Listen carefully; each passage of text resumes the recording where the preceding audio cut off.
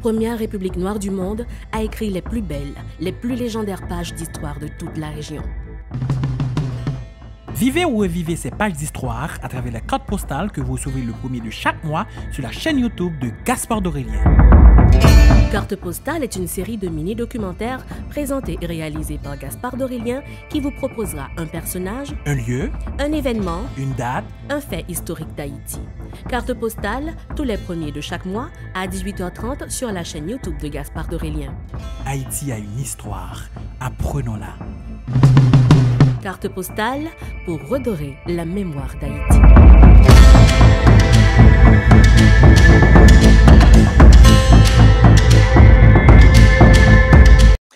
Il est la preuve la plus palpable de la polyvalence réussie.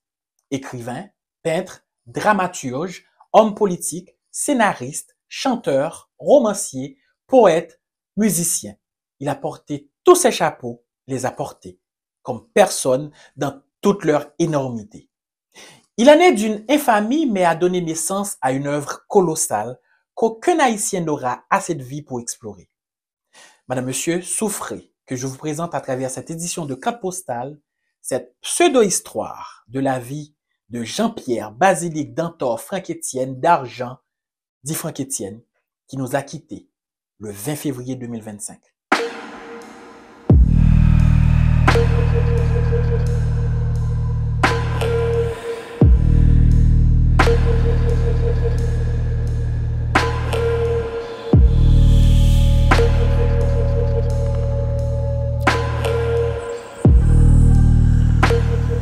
Jean-Pierre Basilique Dantor Franck-Étienne d'Argent, dit Franck-Étienne, voit le jour le 12 avril 1936 à Ravine-Sèche, un village de Saint-Maur dans le département de l'Artibonite. Son enfance est marquée par une tragédie personnelle. Il est le fruit du viol de sa mère, encore très jeune, par un Américain. Cette histoire douloureuse influence profondément son art et son engagement. Je suis né dans cette petite section rurale. Ma grand-mère s'appelait Anne Étienne, ma mère Annette Étienne et moi, Franck Étienne, ce qui implique que dans cette famille, nous n'avons jamais eu de vrai père. Et j'ai vécu quelques années avec ma grand-mère parce qu'elle est morte très tôt. J'avais 8 ans, mais j'avais eu la chance d'avoir une grand-mère bavarde. Elle m'a tout expliqué de ma naissance, de cette rencontre de ma mère avec un PDG de la compagnie des chemins de fer McDonald's, qui fonctionnait à l'époque en Haïti, qui transportait des vivres, des produits alimentaires, des animaux, des chèvres, des bœufs, des poulets, de Port-au-Prince vers l'Artibonite, qui est une section, un département d'Haïti placé au centre de Haïti. Et quant à ma mère, elle a toujours été muette au sujet de cet événement et fondateur de ma vie, fondateur également de mon parcours de citoyen haïtien et d'écrivain, d'artiste. Parce que si je n'étais pas né dans ces conditions-là, si je n'avais pas vécu dans une section rurale jusqu'à l'âge de 4 ans, je ne serais pas le créateur que je suis actuellement.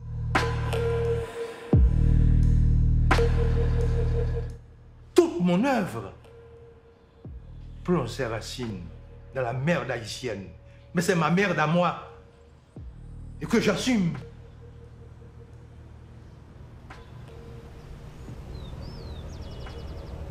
Toutes les œuvres que je vais produire, et que ce soit sur le plan théâtral, sur le plan poétique, sur le plan romanesque et sur le plan des arts plastiques, je le dois à un malheur.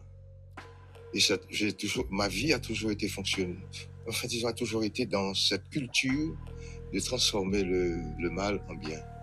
Il grandit dans un milieu rural créolophone avant de découvrir le français à son arrivée à Port-au-Prince. Je reviens à ce premier jour de classe. La chère sœur Félicienne s'approche de moi. Elle me demande mon nom. Comment t'appelles-tu, petit?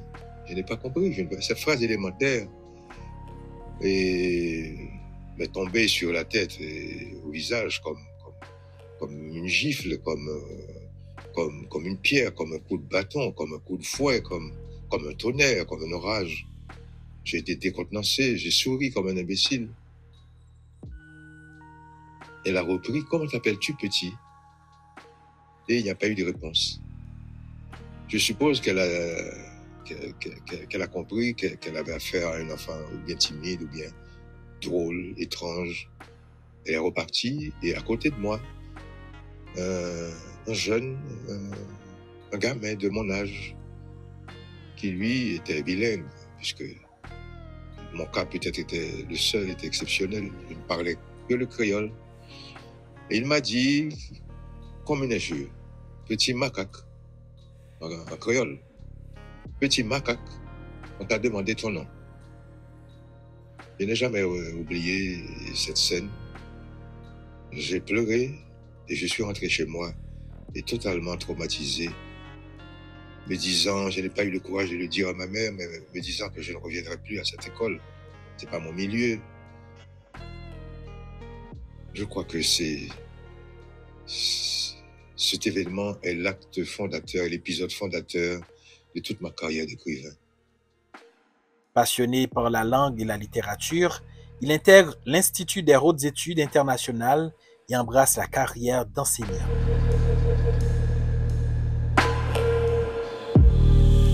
Haïti, première république noire indépendante, est un pays marqué par une histoire tumultueuse et une richesse culturelle inégalée. Depuis l'aboutissement de la Révolution en 1804, la culture haïtienne s'est nourrie de résistance, de spiritualité et d'innovation. C'est dans ce contexte que Franck Etienne a grandi et développé son art. L'œuvre est le spiralisme. Dans les années 1960, Franck Etienne publie ses premiers poèmes, marquant le début d'une carrière littéraire prolifique. Refusant l'exil malgré les tensions politiques, il reste en Haïti et rejoint le groupe Haïti littéraire.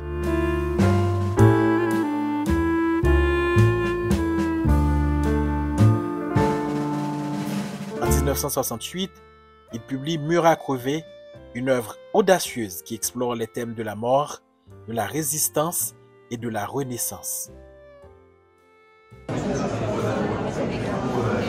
Franck Etienne, c'est un écrivain génial, c'est lui qui l'a dit, qu'il est un génial mégalomane. Mais c'est l'écrivain qui a inspiré tous les Haïtiens qui écrivent, qui prétendent écrire. C'est l'écrivain qui a libéré en fait la littérature haïtienne de l'aliénation qui consiste à écrire dans la langue de l'autre, dans la langue du colon. Et grâce à Franck Etienne, on a découvert qu'on pouvait subvertir la langue, qu'on pouvait écrire sa langue dans la propre langue. Et je pense que ce que Franck Etienne a fait et qui nous a beaucoup guidés, c'est que Franck Etienne s'est libéré de la rectitude de la syntaxe française. Et Franck Etienne a introduit le créole au sein même de toutes les langues du monde. Et Franck Etienne a poussé le plus loin son imaginaire en créant des formes insolites, en devenant cet écrivain inclassable qui est au-dessus de tout. Et c'est pourquoi tout le monde s'entend pour dire c'est le plus grand écrivain haïtien parce que c'est lui qui a eu le plus d'audace, c'est lui qui a eu peut-être pas le plus de génie, mais c'est lui qui a eu le plus de courage d'inaugurer un autre mouvement à la littérature haïtienne. Avec Jean-Claude Fignolet et René Philoctète, il fonde le spiralisme, un mouvement littéraire novateur qui s'inspire du nouveau roman et des expérimentations de James Joyce et Lautréamont. Le spiralisme symbolisé par la spirale, représente l'infini, le mouvement perpétuel et la complexité de l'existence. Son roman Ultravocal, publié en 1972, en est l'illustration parfaite, mêlant une narration fragmentée à un langage poétique et onirique. La spirale est un tourbillon, un vertige, une danse sans fin. Elle est le symbole de la vie, de la mort et de tout ce qui les relie.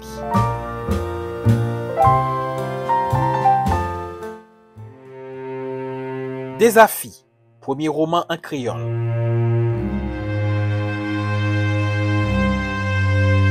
En 1975, Franck Etienne publie Désafi, un roman révolutionnaire, le premier roman moderne écrit entièrement en créole haïtien. M'a essayé lire un passage dans le roman créole Désafi. C'est commencement livre la même. Des trois lignes.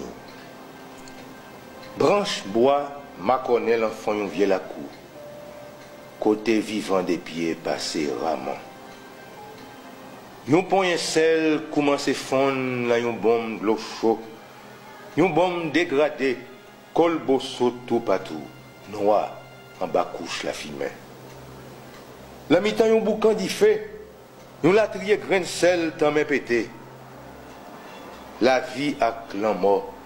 Pas jamais suspend trop que conne. Dormi levé, garder marcher, manger l'embêtaté, souffler, tomber, courir, râler journée grand coup. Parler, déparler, langue loup, langue coupée, miette, morceau. Ventre plein trip, cordé, soif l'eau, habillé banda, couché moxis, levé content, grien dent, promener tout au nid, vlopé dans le rayon, gaillé dans le mou, enfouraillé dans la mort. Qui laisse parmi nous qui vivent tout bon? Qui laisse? Ce récit puissant raconte l'histoire d'une révolte d'esclaves zombies dans une plantation, une métaphore de la dictature et de la résilience du peuple haïtien. Désafi est une œuvre audacieuse qui donne ses lettres de noblesse à la langue créole et la propulse sur la scène littéraire internationale. Traduit en français sous le titre Les affres d'un défi, puis en anglais, ce chef-d'œuvre reste une pierre angulaire de la littérature haïtienne. Zombie yo levé, yo prend vent, yo prend la rie. Les zombies se lèvent, prennent le vent, prennent la rue.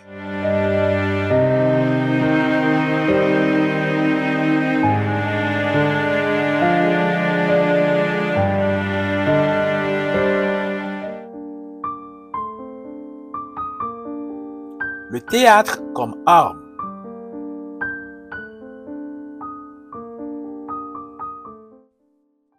Franck Etienne ne se contente pas d'écrire. Il fait du théâtre une arme de résistance.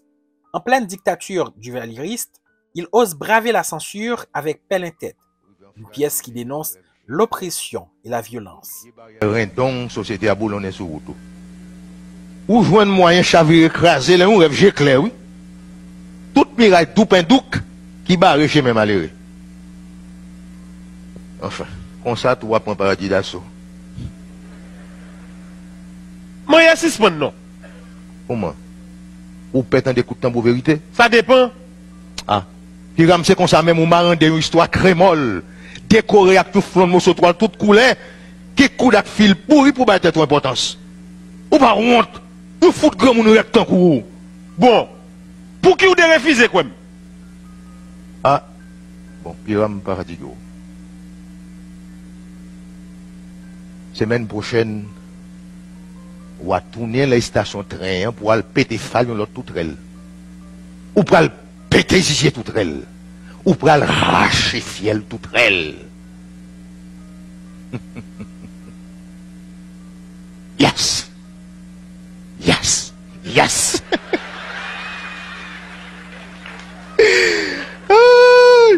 Ou pas d'où son chat shooter qui gagne le répondant. Oh oh oh. Boss papa, d'accord. D'accord, boss papa. Bon, Piram, contact passé, ou pas jamais menti. Ou pas qu'on baille menti, Piram. Ou qu'on s'en fait, Piram. Ou déplimer tout trelle là. Ou défifarer tout trelle là. Ou déchalborer tout trelle là. Ou filanguer tout trelle là, pack en pack. Ou dépatchal. Ou en fragiler tout trelle là.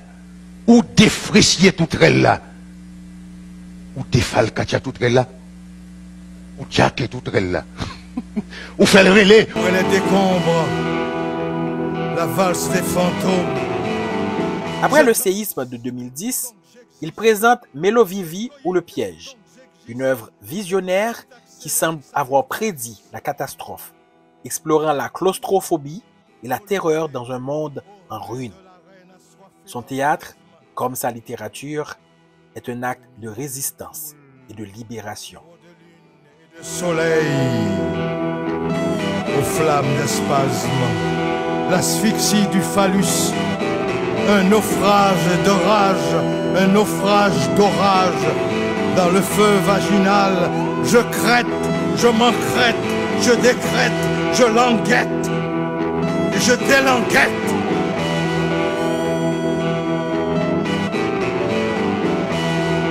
Nous sommes tous des prisonniers, mais notre esprit est libre. La liberté est une lutte, une spirale sans fin. L'empereur de Port-au-Prince, le prince des dictateurs indéchoucables.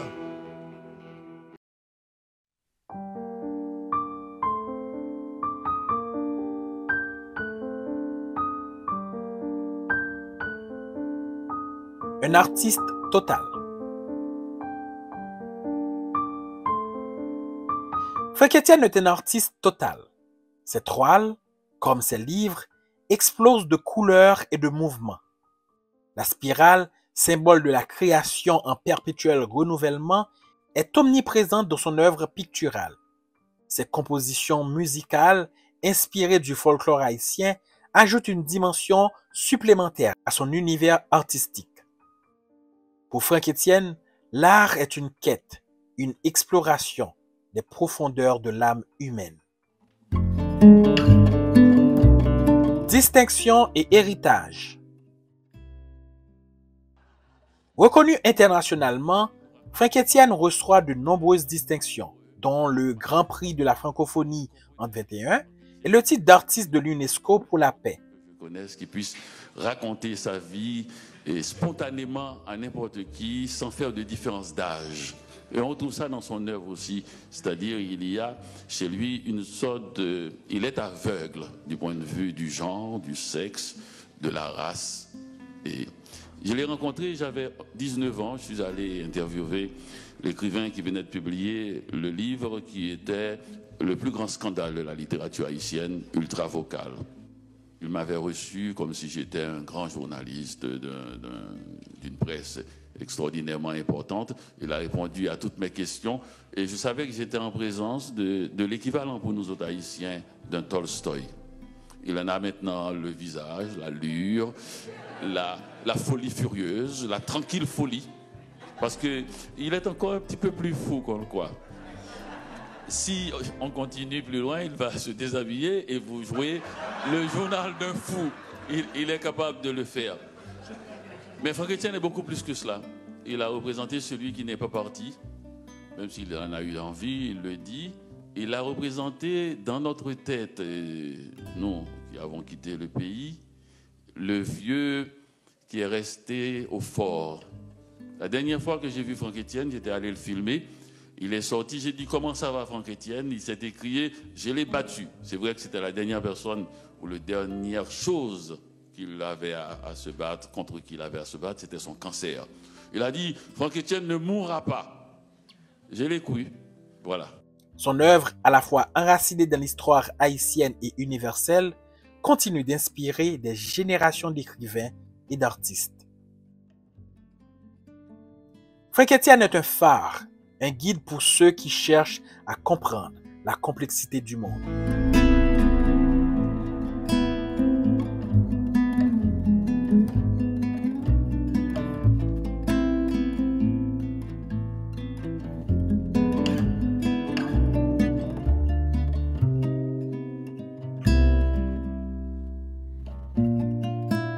Merci en pile. Franck Etienne n'est plus, mais sa voix résonne toujours. Par ses mots, ses couleurs et son engagement, il a donné à Haïti une voix unique, immortelle. Franck Etienne le poète, l'homme spirale, le chantre de l'écriture quantique, demeure un phare pour la littérature haïtienne et mondiale.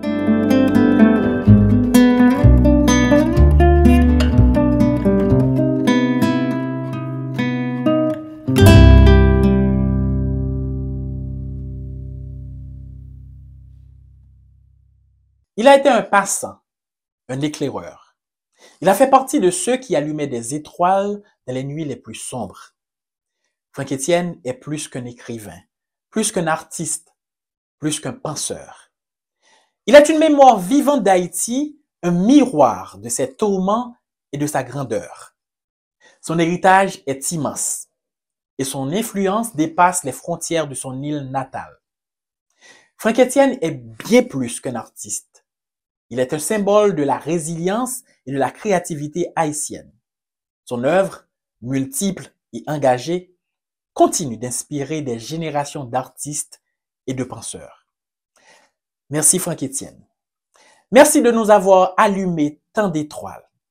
Nous sommes certains, désormais, dans les nuits sombres, vous serez cette étoile brillante qui ne s'éteindra jamais. Merci d'avoir suivi ce numéro de Carte Postale dédié au gigantesque Franck Etienne. À la prochaine.